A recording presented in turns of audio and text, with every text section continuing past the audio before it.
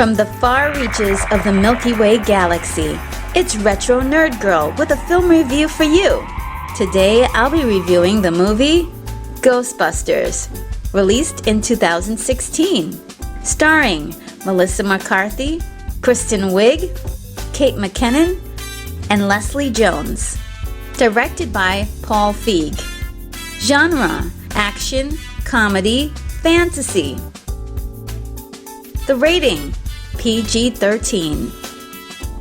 The budget: $144 million estimated.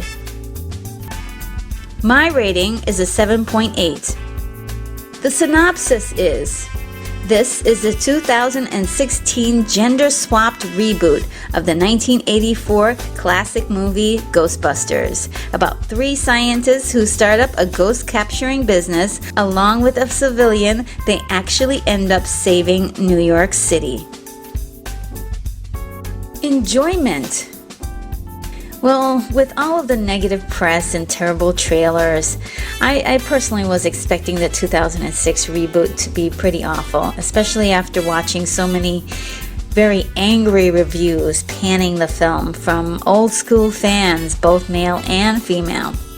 I have to say I was pleasantly surprised that I liked the film, and every time I see the film I like it even more and more. It has massive flaws, continuity errors, and I'll go into all of them, but on the most part I feel as if it's a decent movie. It's got a plot and story structure, some funny parts, good action, and really vibrant visual effects. The pacing, at an hour and 56 minutes, I'm really not a big fan of the pacing. It was way too long. Paul Feig revealed in an interview with Den of Geek that the first cut of the movie was actually 4 hours and 15 minutes long.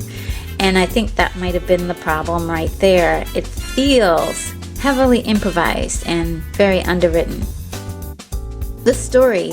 After the financial success of Ghostbusters in 1984 and the follow-up in 1989, there'd always been talks of making a third film, hinging on the premise that the cast of the original Ghostbusters and director Ivan Reitman return. And this was due to the way the fans had become endeared to the characters of Peter Venkman, Raymond Stantz, Egon Spengler, and Winston Zeddemore. No one could imagine a sequel without any of the team members. During the 1990s, Dan Aykroyd came up with some concepts for the third Ghostbusters film, which involved traveling to an alternative, hellish version of New York City. Sounds really awesome. Well, that was scrapped for being too expensive to make, with a proposed $150 million for the budget. It's a little bit more than $200 million if it was done today. Other proposals and scripts came, and everyone was pretty much willing to try to make at least one of them work, except for Bill Murray, who was so disappointed in Ghostbusters 2 that he refused to do another movie unless the script met his standards. Some rumors had even emerged that he was simply tired of playing the character of Peter Venkman and said that he would only return as the character if he came back as a ghost. And I think that would have been a really funny and cute idea if it was done.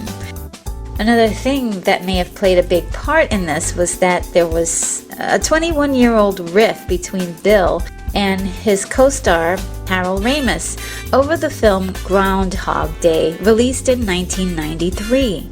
Bill Murray did, however, reprise his role as Venkman in the 2009 video game, as did all the team, for what some people consider to be the unofficial third Ghostbusters movie, since it takes place 2 years after the second film ends.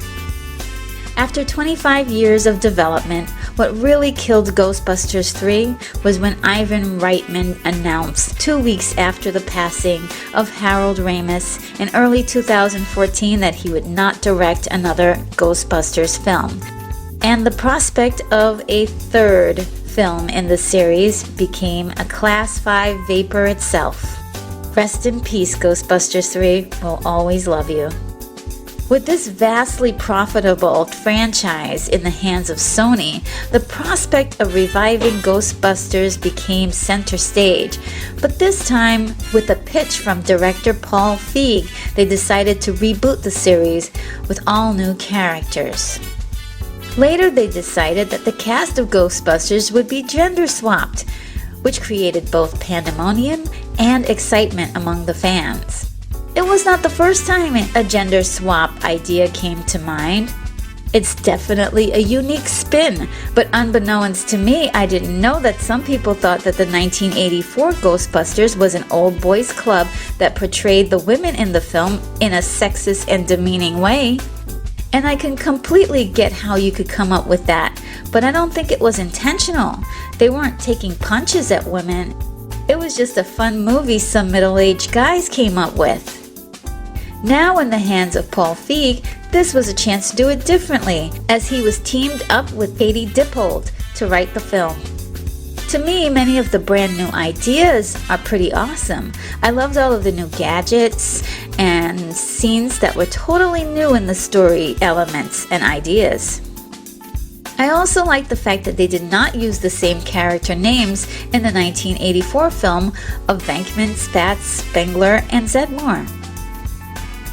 The new Ghostbusters are Aaron Gilbert, Abby Yates, Gillian Holtzman, and Patty Tolan. The story structure, as I said before, is there, but I feel much of the dialogue was left to improvisation. Much of it is completely random for random's sake, and trying too hard to be funny. Another aspect of the story that I felt was at fault here was the areas of unoriginality. This was also one of the main gripes people had about Ghostbusters 2. Unfortunately, the very same plot points are in this film as well. For instance, paranormal activity is getting out of control in New York City. 4 Ghostbusters assemble. The Ghostbusters see the mayor. Slimer is floating around eating random food. There's an oversized character walking through New York City. Everyone loves Ghostbusters in the end. It's just a little too predictable and boring now. The story really needed to veer away from that story formula and create brand new locations, scenarios for the Ghostbusters to surprise the audience again. The film is very self-aware, addressing many issues the fans who were against the remake from the start right into the story. At 2 instances, the Ghostbusters make references to negative comments on YouTube, where in real life the film received the most negative response. When Patty is sitting down at a booth waiting to be noticed by the Ghostbusters, she mentions that the 4th Cataclysm sounds like a franchise nobody wanted.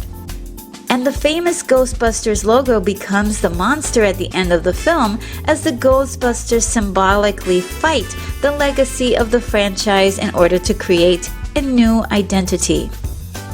Whether I liked it or not, I have to admire all of the small detailed callbacks to the earlier versions of Ghostbusters.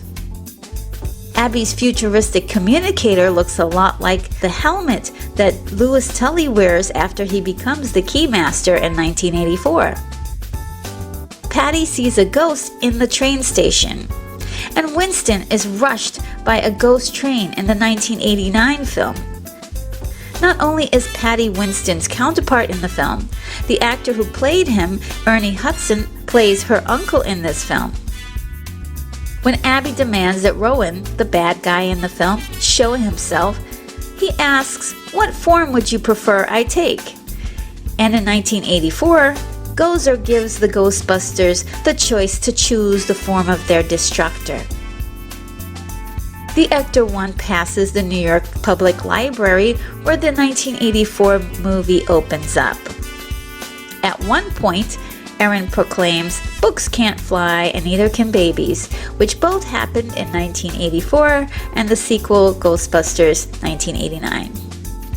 There are several shots of Columbia University in the film, which was also featured in the 1984 film as well. In 1984, the Stay Puft Marshmallow Man is the main monster, but here he cameos as a terrorizing balloon ghost of Thanksgiving Day parades from the past. In some of the posters featuring Holtzman, on her proton pack is the number 226. This is the same number of Dana Barrett's apartment in Ghostbusters 1984. During the climax, the number 1984 is seen on Jillian Holtzman's proton pack. 1984 is the year the original Ghostbusters was released in theaters, as I've probably repeated many times, and it was also the year in which Kate McKinnon was born. During the big fight at the end, there is an advertisement that says, "That's a big," and then showing a Twinkie, a reference to Spengler's 35 feet long, 600-pound metaphor in 1984, and a direct quote by Winston Zeddemore. The containment unit shown near the end of the movie shows D. Barrett and V. Clortho. For Dana Barrett and Vince Clortho, who were both characters in the 1984 film. Annie Potts appears as a desk clerk at the Mercado Hotel, saying her famous line from 1984, "What do you want?" Dan Aykroyd appears in the movie as a taxi driver and calls the ghost Class 5 floating vapors, which is a nod to the 1984 film.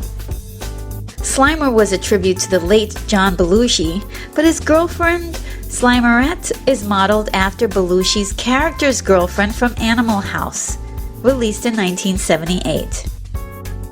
When the Ghostbusters' first proton pack fails in the subway station, the sound it makes is of the Millennium Falcon hyperdrive failing from Star Wars Empire Strikes Back in 1980. When Aaron storms the restaurant to warn the mayor that the city is in danger, she tells him don't be like the mayor in Jaws, released in 1975. What most viewers don't realize is that there are quite a few bonus materials hidden in the film. The classroom equations on Aaron Gilbert's board spells out paranormalstudieslab.com. It's a formula that you can enter on Google, which will redirect you to the official Ghostbusters site. The film also features a book called Ghosts from Our Past, which is actually a real-life book written by quote-unquote ghostwriter Andrew Schaefer. And within the book are lots of references to many hilariously fake books as well. I thought those were really cool bonuses, and they were really fun for the fans.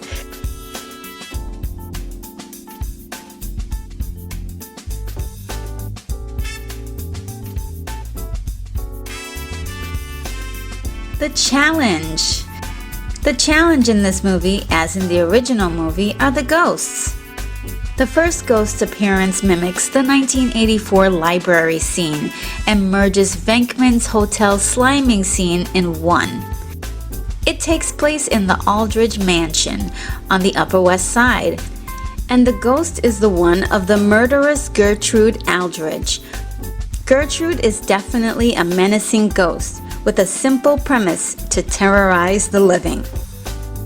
The next ghost is first seen by one of the Ghostbusters, Patty, before joining the team and while working for the MTA. He is an unnamed electrocuted prison inmate. He is not much of a threat, then he is pretty much a wandering soul until the end when all of the ghosts attack New York City. The last ghost with a major plot point is the dragon ghost that the Ghostbusters encounter at an Ozzy Osbourne rock concert. He is the one and the only ghost that the Ghostbusters managed to capture for a short time. He kind of reminds me of that bat gremlin that was in Gremlins 2, released in 1990. There's something comically grimacing about his face. This dragon is probably my favorite ghost because he's so different, and through him the filmmakers convey something brand new, such as his possession of a mannequin. I thought that was really creative, and it was a little unfortunate that the ghost was not a vehicle for more comedy because there's a lot of potential there. In fact, in my opinion, this character could have been considered the new Slimer, because the concert capture of this ghost is pretty much the updated version of Slimer's capture scene in 1984. The main baddie in this film is a janitor at the Mercado Hotel by the name of Rowan. He is using special devices to open miniature portals to let individual ghosts into the living world. The ghost sightings are deliberately on the path of New York City's ley lines that intersect at his workplace and possibly living quarters in the basement of the hotel. There is where he builds a master machine to open a giant portal that will allow ghosts to enter our world through mirrors. That's actually a significant challenge in the story that creates a lot of tension. Well, where the idea loses its awesomeness is when we discover why the villain is doing what he's doing. It's implied that Rowan is somehow able to see ghosts, and in this dimension of reality that the film is set in, no one believes that there are ghosts, so he's constantly being ostracized by society and all of the people around him. We know people can be driven to hate humanity, especially when they're constantly bullied or misunderstood.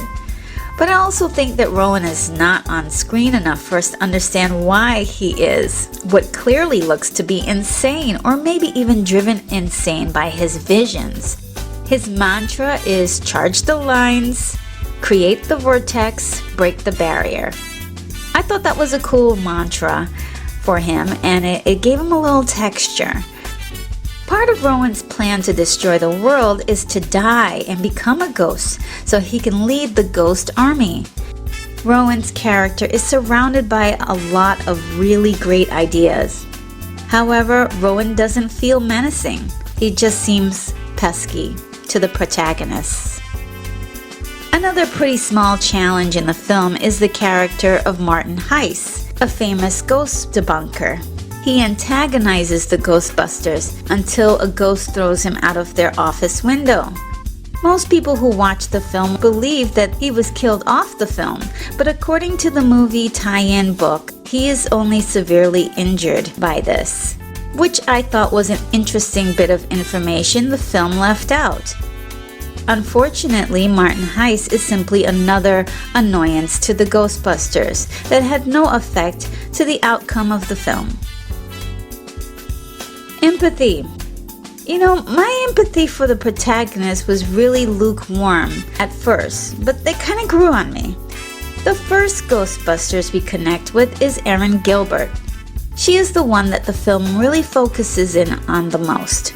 She is given the backstory of being extremely smart, an MIT graduate, the winner of prestigious awards, and about to be tenured at Columbia University. The character name Erin Gilbert is in fact a combination of two characters played by Julia Roberts, Erin Brockovich, released in 2000, and Elizabeth Gilbert, the author of Eat, Pray, Love, the book that was turned into the movie that was released in 2010. By the way, Gilbert's book was also mentioned in the movie as well by the mayor's assistant during a press interview. The owner of the haunted mansion finds Erin because he thinks she might be the only person to help him, based on the fact that she co-wrote a book with Abby Yates about ghosts called Ghosts of Our Past. Erin wants nothing to do with the book and anything to do with ghosts in general, because in this strange universe, if you believe in ghosts, you're a crazy person. It's pretty much a lot different from our present reality, where it's generally accepted that there's a possibility that ghosts exist, and many people, even celebrities, have publicly shared their experiences with ghosts. So we really have to suspend our disbelief a lot for this plotline, because like Rowan, Erin has these experiences and is trying to share these ghost encounters and is being teased and rejected. The kids at school call her Ghost Girl. Ghost Girl is a recurring name that the Ghostbusters adopt when they are being dismissed by the press later on in the film. Erin, being the witness to a ghost, mirrors the 1984 story when Ray admits he witnessed a massive underwater sponge vibration that convinced him that paranormal activities existed. There is a running theme that Erin steps into slime more than once, indicating the presence of a ghost. She even mentions the last time she trips on some of the slime that it's trying to get her. She is uptight and socially awkward, inappropriate, and she makes terrible decisions rashly. Erin is set up as one of the leaders of the team, even though there's no official title for what she does. Even still, Erin is likable and has a character arc, embracing her truth and becoming a hero. At the end of the film, Abby says, "Not bad, Ghost Girl," and Erin says, "Thank you, I probably take that title." During the film, she makes the connection between the ghost hauntings and the ley lines. She's the one who figures out Rowan's plan through his book, and she saves the other Ghostbusters more than once in the film. Now we come to Abby Yates. Abby Yates is the next Ghostbuster and the co-author of the book Ghost from Our Past. She was the only person who believed Erin's ghost story as a little girl, but at some point Erin abandoned Abby and the book that they worked on together. Abby, in need of a mini fridge, decides to unscrupulously publish the book without Erin's permission, and this is what unites the two again. To be completely honest, I didn't like Abby in the beginning because she was pretty much in the wrong for publishing the book and didn't seem to care too much for anyone else but herself, and is much more concerned about her wonton soup. And I get it. She is bitter that Erin left her high and dry, but the exchange is kind of hard to watch. For me, she actually becomes more likable when she's not being obnoxious, and quickly they become a team. She doesn't have a job title either, but she seems to be the one that is the organizer, taking care of bills, the flyers, arranging interviews, calling in suspicious findings to higher-ups, that sort of thing. The next Ghostbusters we're introduced to is Jillian Holtzman, the inventor of the Ghostbusters technology. She is a direct complement to Egon Spengler, and in fact looks a lot like the version of the character seen in the TV series The Real Ghostbusters that began in 1986. When we meet Holtzman, she is hamming it up for the camera, and every time you see her, she is working on some strange facial contortion or reaction. Her wacky scientist shtick was one of the aspects of the film that was either loved by audiences or hated. She and Abby have a special relationship that you can really see on screen. I kind of liked her character right away, but I didn't understand her character until I saw her toast at the end of the film.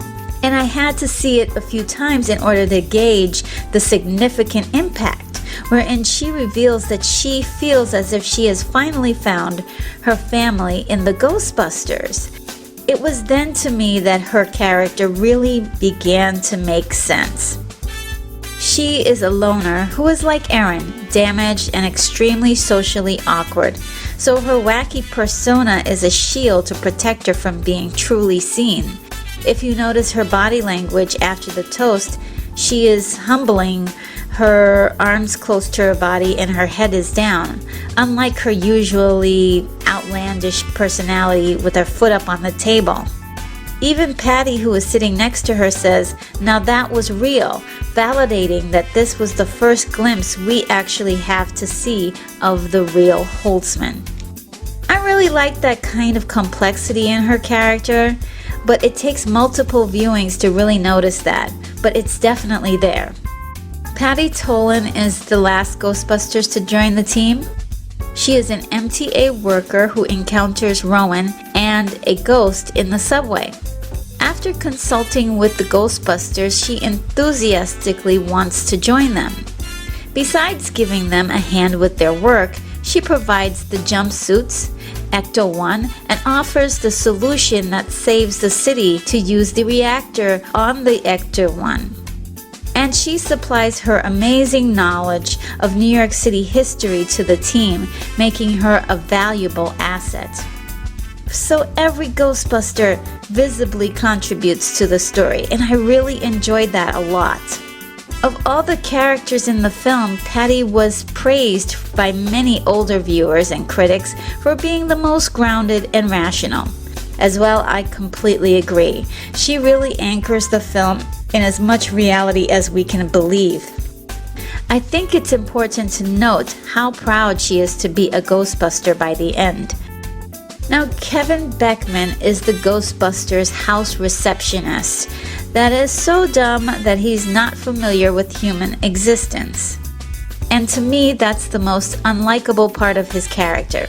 I know a lot of people, especially kids, really got a chuckle at the humor he provides by thinking his eyes are the tools he uses to hear.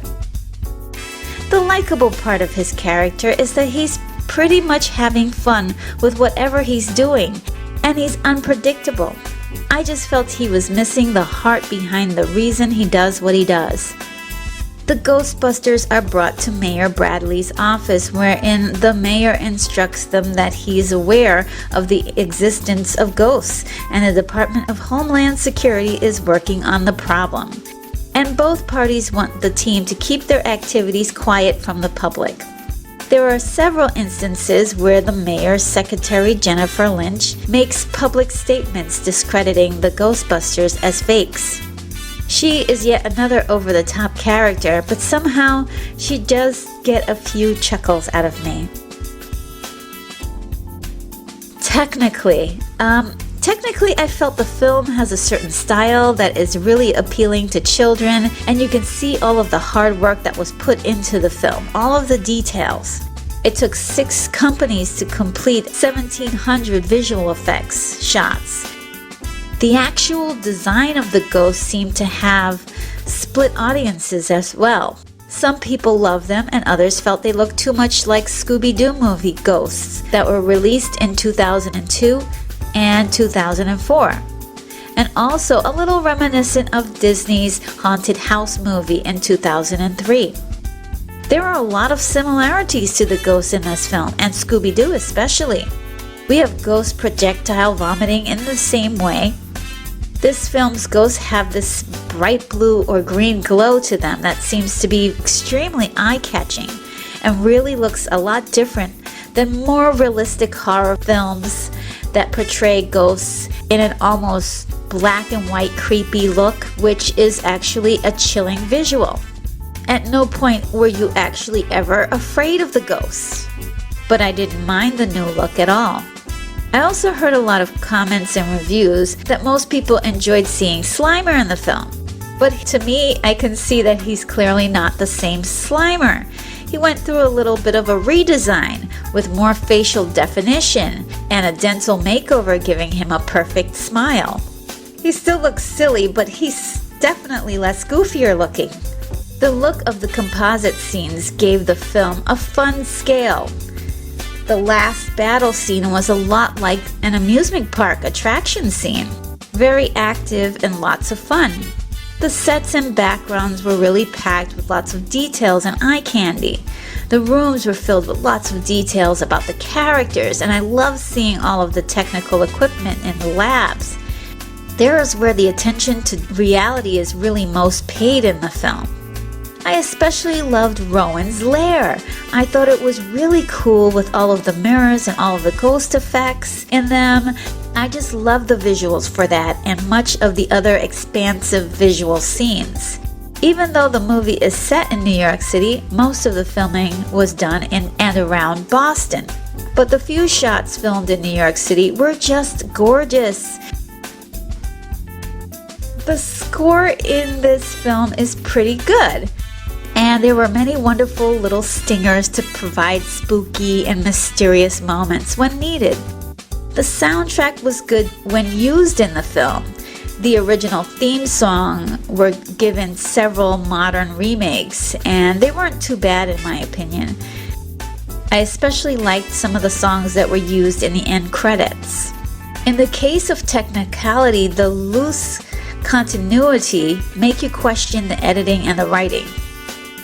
There's a part where the tour guide gets burned on the hand while grabbing a hot door handle, gets thrown into the wall, a chair is broken on his head, and he's barely hanging off the ledge of the stairs before a ghost attacks him.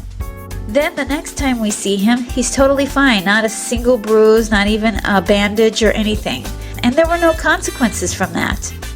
When showing all of the Ghostbusters, the Hearst, which would later become the Ecto-1, how did Patty know that Holtzman liked dead bodies when they only had recently met? That always confused me. One of Kevin's jokes involves him thinking that he hears with his eyes. However, he proves that he knows what listening is when he asks which one of the pictures make him look like a doctor, him playing saxophone or him listening to the saxophone. At some point during the film, after Aaron discovers that Rowan has a plan to destroy New York City, it seems as if in this magical universe there's YouTube, but there's no cell phones. I don't get that. It was all set up to be a very specific plot device to have Aaron separated from the group. When Rowan is possessing Kevin, he doesn't drop the Australian accent. But when inside Abby, her language is noticeably different. There's a scene where Martin Heiss is thrown out of a window, but the window is broken again by Rowan's possession of Abby. When did they have time to fix the window? If Rowan can control humans, why can't he control the Ghostbusters? One thing that really bothered me was the ghost fighting rules and how there weren't any. At first the goal was to contain a ghost, which they did, and then it seems that they can kill the ghost. I know that this is a fantasy, but we still need to believe it could actually happen in the universe that they're building. The mayor's secretary seems very anxious and very eager to help the Ghostbusters at the end. Did something happen to her during Rowan's ghost invasion? Why is she acting so paranoid and so scared at the end? Are we missing something? Was there a scene where she was totally spooked out and terrorized by a ghost and was just cut out? The performances. Following the tradition of the film's original cast, with Bill Murray and Dan Aykroyd being members of the Saturday Night Live comedy TV show, Kristen Wiig, Leslie Jones, Kate McKinnon, and Cicely Strong have all been Saturday Night Live cast members.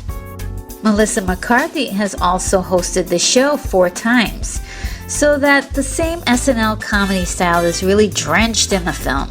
I actually thought that the main actors did a great job with what they had of a script and direction. You can see clearly that these ladies are willing to do whatever it takes to make this film a success. I liked Melissa's performance in the film, and I think some of her best scenes were cut from it. She's on record saying that she's a big fan of the franchise, especially the animated TV show.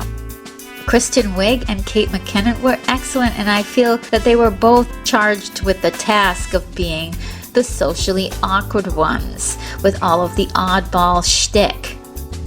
I think Leslie Jones did well, and I'm actually glad of that because many people thought she would be the worst actor due to the poor composition of the trailers.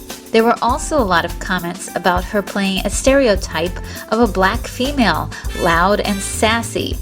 You know, I'm not a fan of the stereotype, but I am a fan of people being who they are, even if it is the stereotype.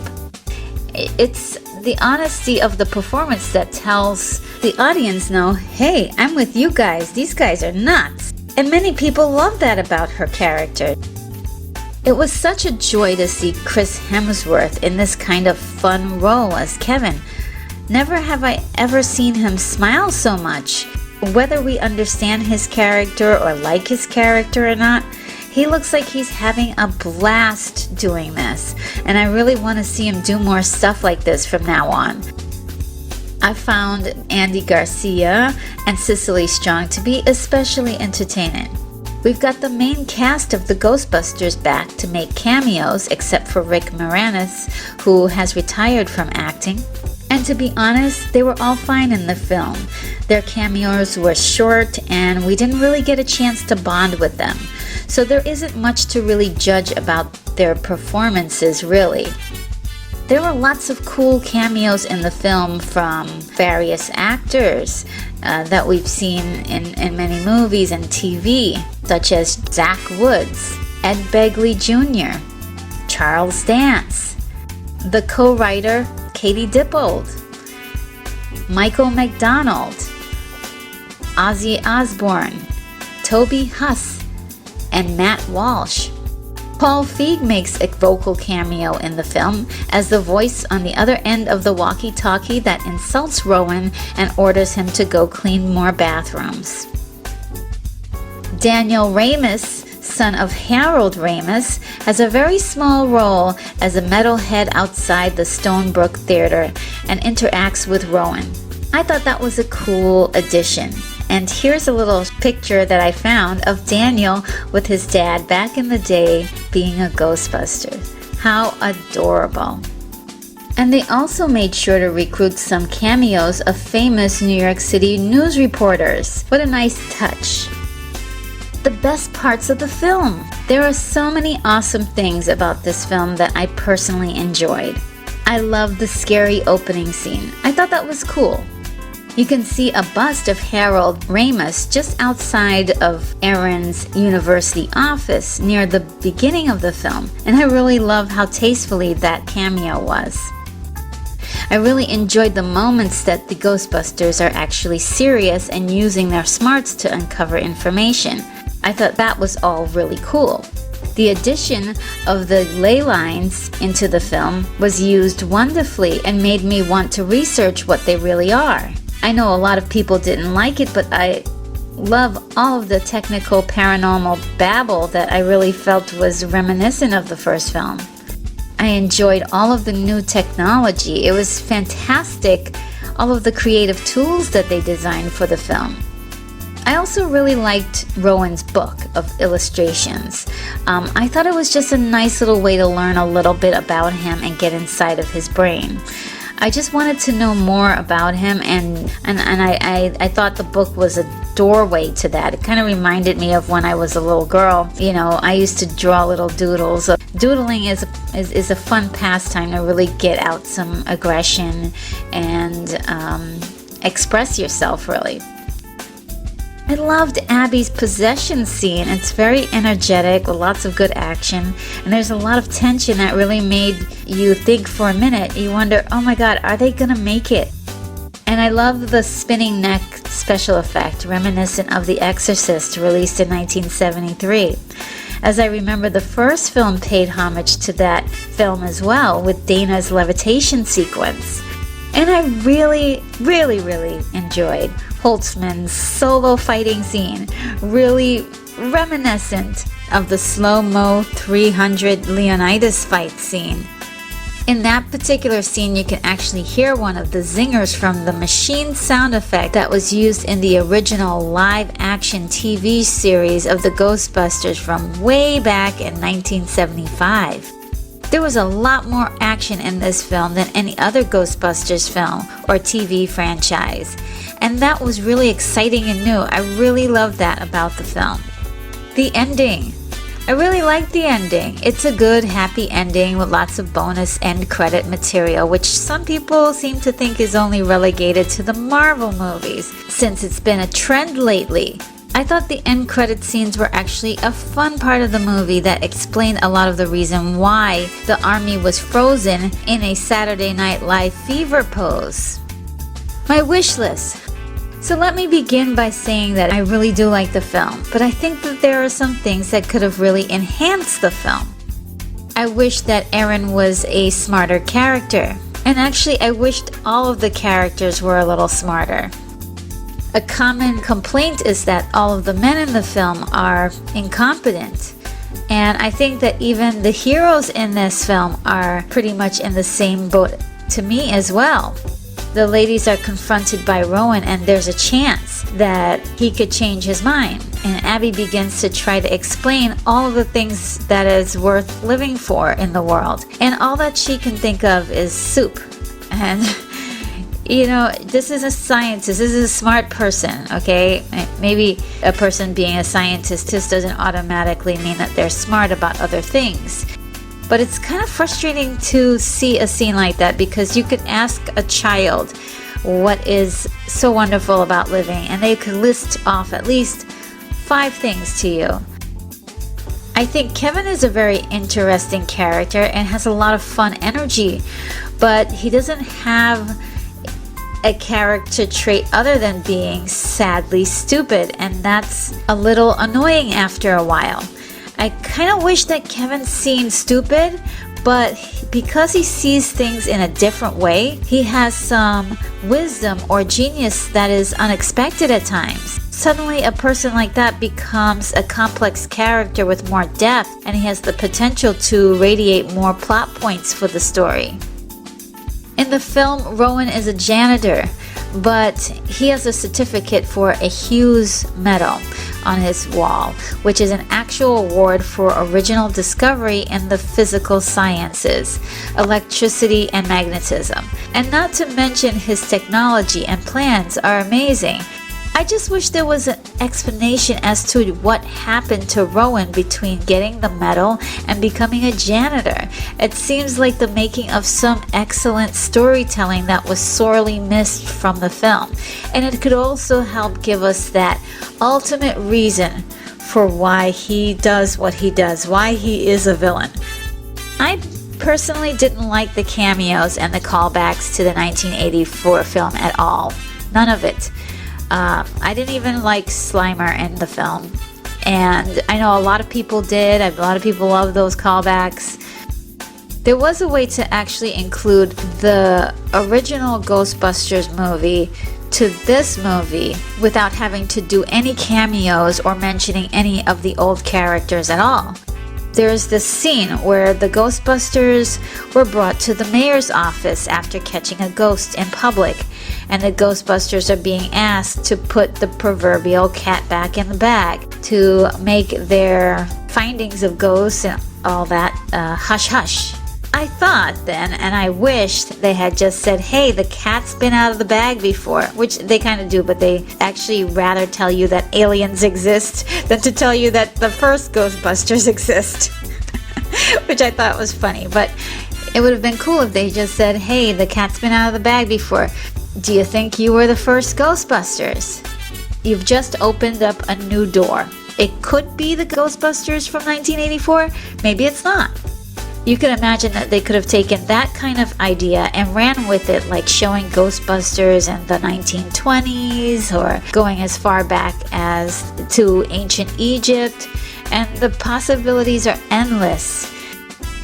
I really enjoyed the movie's segments where they had YouTube videos, and I actually wish that the YouTube videos in the movies were actually real YouTube videos that were posted prior to the trailers and had real responses. I think that movie studios currently fail to realize that YouTube is not just a marketing tool for the trailers.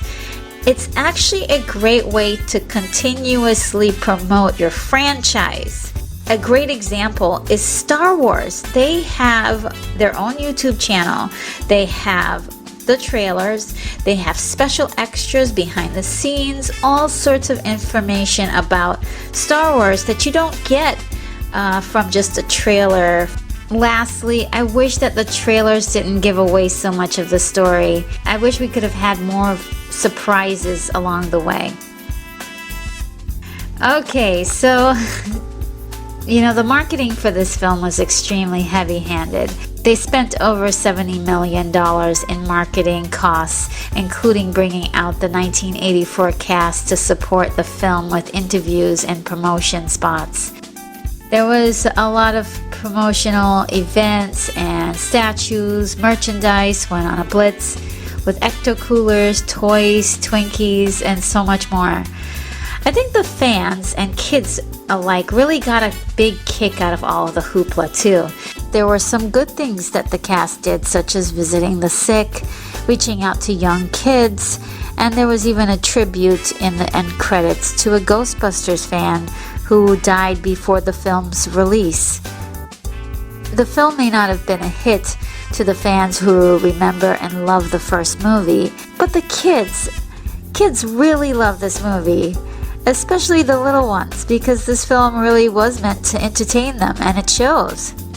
It was nominated for 5 Kids' Choice Awards in 2017 and won 3 of them. Chris Hemsworth won Best Actor in Ghostbusters. Melissa McCarthy won Best Actress for Ghostbusters, and Ghostbusters 216 won the Favorite Film Award.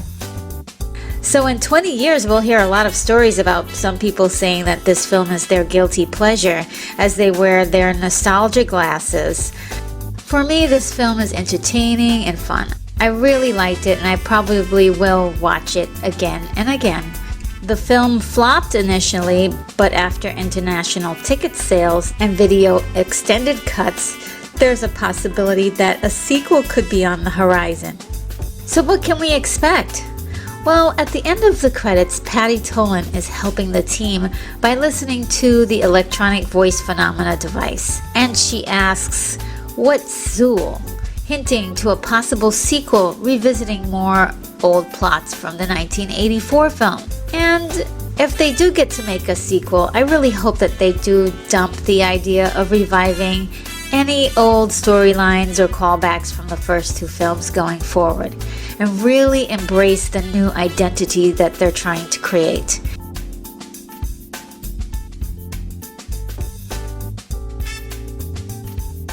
And that sums up my review. I hope you liked it. This is Retro Nerd Girl signing off. Take care, movie lovers. I'm off to my next review.